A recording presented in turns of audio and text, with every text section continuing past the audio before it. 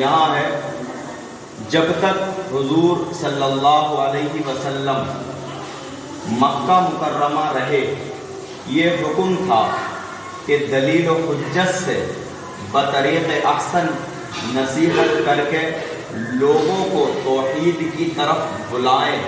یہاں ایک لفظ ہے بطریق احسن، احسن کا مطلب ہوتا اچھے طریقے سے لوگوں کو توحید کی طرف بلائیں، یعنی اسلام کی دعوت دیں اور ایذا اور بت پرستی سے لوگوں کو منع کرے، یعنی جو کفار بت پرستی کر رہے تھے ان سے لوگوں کو منع کرنے کا حکم دیا۔ لیکن پہلا لفظ کیا تھا؟ بطریق احسن، اچھے طریقے سے۔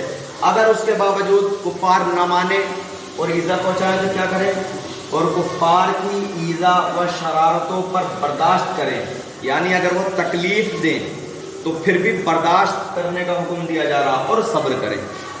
یہ 13 سالی مکہ زندگی کے اندر یہ بات تھی، یعنی اللہ کے نبی صلی اللہ علیہ وسلم 13 سال مکے میں رہے اور مکے میں آپ کو یہ حکم دیا گیا چلیے تاکہ حجت الہی قائم ہو، حق اور باطل واضح ہو جائے، حرب و قتال کی، اسلام کے دشمنوں سے لڑنے کی اجازت اس وقت نہیں تھی، یعنی قتال کی اجازت نہیں، حرب کہتے ہیں جنگ کو، جنگ کی اجازت نہیں، قتال کی اجازت نہیں، صرف نارمل طریقے سے آپ اسلام کی دعوت دیں، اگر اس کے بدلے میں آپ پر وہ پریشانی کر رہے ہیں، تکلیف پہنچا رہے ہیں، آپ اس کو برداشت کریں، صبر کریں اور اللہ رب العزت سے دعا کریں۔ اتنا حکم تھا۔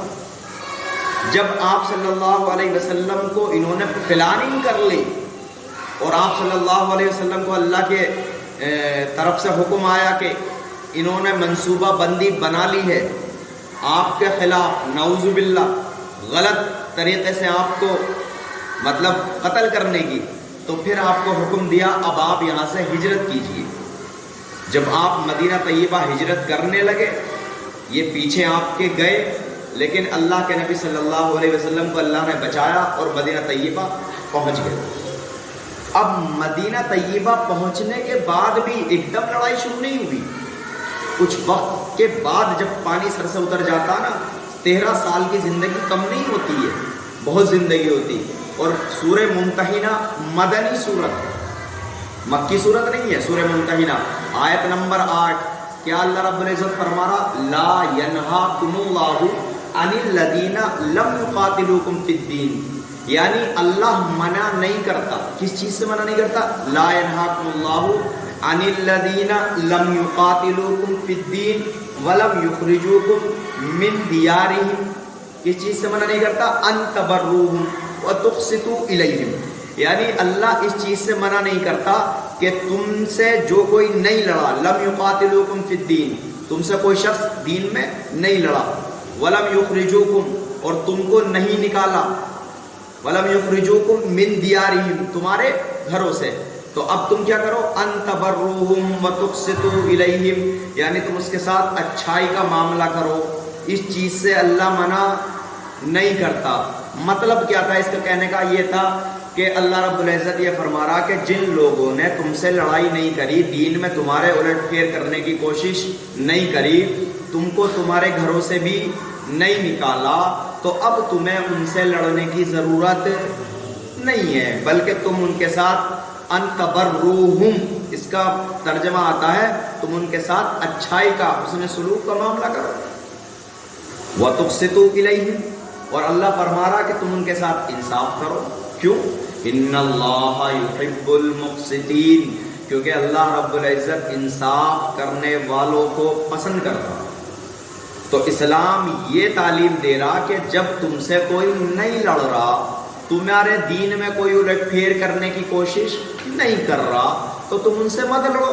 اور ایسے ہی آج کا معاملہ کہ اگر کوئی اپنا دین کو مذہب اختیار کرے بیٹھا ہے اور ہم اسلام کو اختیار کرے بیٹھے ہیں، اگر وہ ہم سے زبردستی کا مطالبہ نہیں کر رہا کہ تم ہمارے دین میں آ جاؤ، یا ہمیں نماز پڑھنے سے نہیں روک رہا، یا ہمیں ہماری عبادت کرنے سے نہیں روک رہا، یا اسلام میں الٹ پھیر نہیں کر رہا، تو ہم اس کے ساتھ اچھائی کا معاملہ کریں، اس سے لڑنے کی ہمیں کوئی ضرورت نہیں۔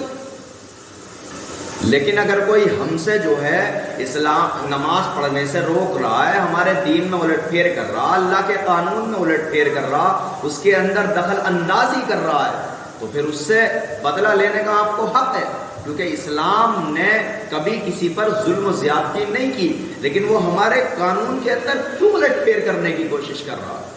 ہمارا قانون ہمارا نہیں ہے، یہ نظام الہی ہے، اور یہ سب کے لیے ہے۔ یہ جتنا اللہ رب العزت نے ہمارے لیے قرآن کریم کو رکھا، اتنا ہی پوری دنیا کے لیے رکھا۔